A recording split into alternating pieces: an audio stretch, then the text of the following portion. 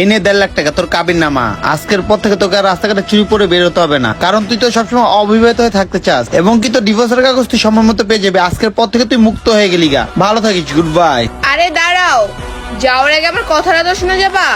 আরে তোমার কথা আমি আর কি শুনবো বলো? আমি তো তোমাকে মন থেকে ভালোবাসতাম, আর তুমি বিনিময়ে আমাকে কি দিলে? আঘাত আর কষ্ট। হ্যাঁ, আমি তোমাকে কষ্ট দিছি, তুমি আবার এটা ভেবো না আমি তোমাকে ডাক দিছি আবার নতুন করে তোমার সাথে সংসার করার জন্য। আমি তোমাকে এটা বলার জন্য ডাক দিছি, আমাদের মেয়েদের ছেলেদের খুঁজে বের করা লাগে না, ছেলেরা আমাদের মেয়েদেরকে খুঁজে বের করে। আমি তো তোমাকে এটা বলার জন্য ডাক দিছিলাম যে ধন্যবাদ তোমাকে, তুমি আমাকে নিজের ইচ্ছে ডিভোর্সটা দিলা, আর আমার কাবিনের টাকা আগে আগে দেওয়ার জন্য। ঠিক আছে, এখানে ধন্যবাদ দেওয়ার কিছু নাই। কেউ সংসার করতে না চাইলে তাকে ডিভোর্স দেওয়াটাই ভালো। ভাই দেবে, তোমার একটা কথা আমি বুঝলাম না, ছেলেরা মেয়েদেরকে খুঁজে মানে তোমাদের ছেলেদের কাছে যদি একটা অপশন থাকে না, তাহলে আমাদের মেয়েদের কাছে 100টা অপশন থাকে, বুঝতে পারছো মিস্টার নয়ন খান?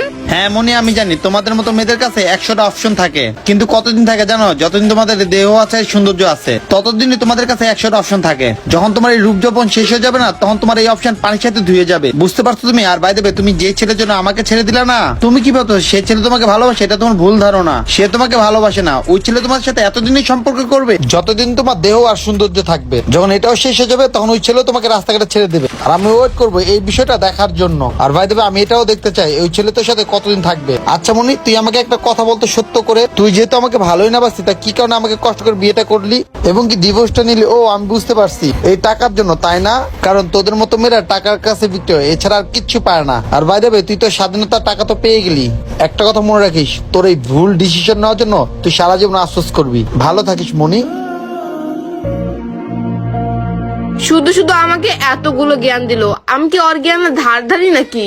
আমার কি, আমি এতগুলো টাকা পেয়ে গেছি, এই টাকাগুলো দিয়ে আমার বয়ফ্রেন্ডের সাথে আমি অনেক এনজয় করব, ওর সাথে আমার সারা জীবনটা পুরো কাটিয়ে দিব আমি। আচ্ছা মনি, অনেকক্ষণ ধরে তো বসে আছি, ঠিক আছে? তুমি একটু যাও চটপটির দোকানে যায় একটু চটপটি আর পানির অর্ডার দিয়ে আসো, যাও তাড়াতাড়ি যাও, ঠিক আছে? আরে শাহিন, তুমি দেখতে পাচ্ছ না আমি ফেসবুকে ছবি আপলোড করতেছি? আর শোনো, আমার শরীরটাও তেমন ভালো না, এত দূর হেঁটে হেঁটে যে আমি চটপটি অর্ডার দিতে পারবো না। তুমি যাও, তুমি ছেলে মানুষ না, আমি যেতে পারবো না। কি বললাম মনি? তোমার শরীর খারাপ? এতক্ষণ ধরে বসে বসে তুমি মোবাইল টিপছো, ঠিক আছে? আমি এখন একটা কাজ দিছি তোমাকে, তুমি বলতেছো শরীর খারাপ, এই খারাপ ওই খারাপ, তোমার নানান অজুহাত আমাকে তুমি দেখাচ্ছ। আমি বুঝলাম না মনি, তোমাকে কোনো কাজের কথা বললে তুমি আমাকে নানান অজুহাত দেখাও। তোমার ব্যবহারের আগামাথা আমি কিছু বুঝতেছি না, তুমি কি জন্য আমার সাথে এরকম ব্যবহার করতেছো বলো? আরে শাহিন, তুমি আমার সাথে তুই তাঙ্কারি ব্যবহার কেন করতেছো? আমি কি তোমার কাছের বউ নাকি? তুমি কি ভুলে গেছো আমি তোমার গার্লফ্রেন্ড হই? আর তুমি তোমাকে বলছিলা কিছুদিন পর তুমি আমাকে বিয়ে করবা, আর তুমি আমার সাথে কথা বললে ভেবে চিন্তে এবং কি ভদ্রভাবে আমার সাথে কথা বলবা, ঠিক আছে? কি বললাম মনি? তুমি আমার গার্লফ্রেন্ড লাগো, তোমার সাথে আমার ভালো ব্যবহার করতে হবে? ভালো ব্যবহার আমি তোমার সাথে করতে পারবো না।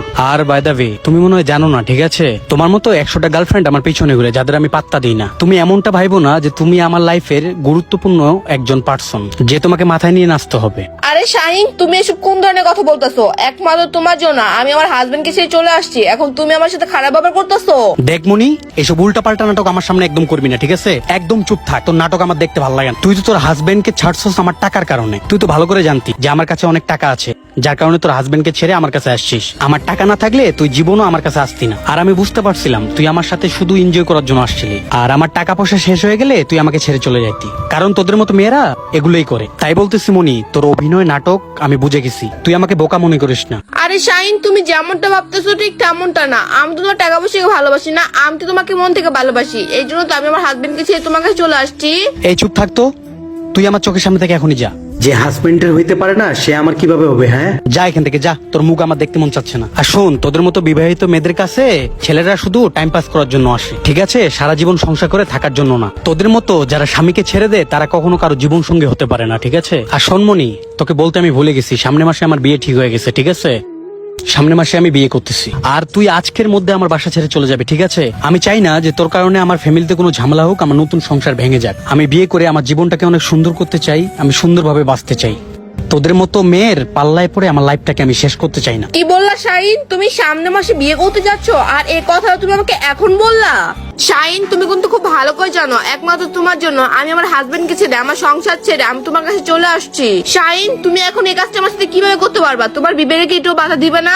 আর আমার ভালোবাসার কি কোনো মূল্য নাই তোমার কাছে? তুমি আমাকে এইভাবে ঠকাবা? কি বললি মনি? তুই তোর হাজবেন্ডকে ঠকাস নাই? এই কারণে আমি তোকে ঠকাইছি। ঠিক আছে, তোদের মতো মেয়েদের কাছে আমার পার্সোনাল বিষয়ে আমি কিছু জানাতে চাই না, ওকে? কারণ টাকা দিয়ে আমি তোকে পালছি, তুই আমাকে পালিস নাই। তোর প্রবলেমটা কি যে আমি বিয়ে করতেছি? তোদের মতো মেয়ের কাছে 100টা অপশন থাকে। ঠিক আছে, আজকে আমার কাছে আসিস, কালকে আরেকজনের কাছে যাবি, কারণ তোদের অভ্যাসই তো এগুলা, ছেলে পাল্টানো। সমস্যা নাই, টেনশন নিচ্ছিস কেন? এখনো তো আল্লাহর রহমতে সবকিছু ঠিক আছে, তাই না? আরো ছেলে জুটে যাবে তোদের কপালে। আর ছেলেরা তো তোদের মতো মেয়েদেরকেই খুঁজে, কারণ তোরা তো বিয়ে ছাড়াই ছেলেদেরকে সবকিছু দিয়ে দেস। তাই তো ওরা 1-2 বছর ফিজিক্যাল করে তারা ছেড়ে দেয়। আর এসব নিয়ে তুই টেনশন নিস না, ঠিক আছে? আর আমার একটা ফোন আসছে, আমার হবু বউ আমাকে ফোন দিস। যা, তুই চটপটি অর্ডার দে, আমি কথা বলে একটু আসি। না, ঠিকই বলছিল, ছেলেরা কখনো বিবাহিত মেয়েদেরকে আপন করে নেয় না। হ্যাঁ মনি, আমি জানি তোমাদের মতো মেয়েদের কাছে 100টা অপশন থাকে, কিন্তু কতদিন থাকে জানো? যতদিন তোমাদের দেহ আছে, সৌন্দর্য আছে, ততদিনই তোমাদের কাছে 100টা অপশন থাকে। যখন তোমার এই রূপ যৌবন শেষ হয়ে যাবে না, তখন তোমার এই অপশন পানির সাথে ধুয়ে যাবে। বুঝতে পারছো তুমি? আর বাই দেবে, তুমি যে ছেলের জন্য আমাকে ছেড়ে দিলা না, তুমি কি ভাবতো সে ছেলে তোমাকে ভালোবাসে? এটা তোমার ভুল ধারণা। সে তোমাকে ভালোবাসে না, ওই ছেলে তোমার সাথে এতদিনই সম্পর্ক করবে যতদিন তোমার দেহ আর সৌন্দর্য থাকবে। যখন এটাও শেষ হয়ে যাবে, তখন ওই ছেলে তোমাকে রাস্তাঘাটে ছেড়ে দেবে।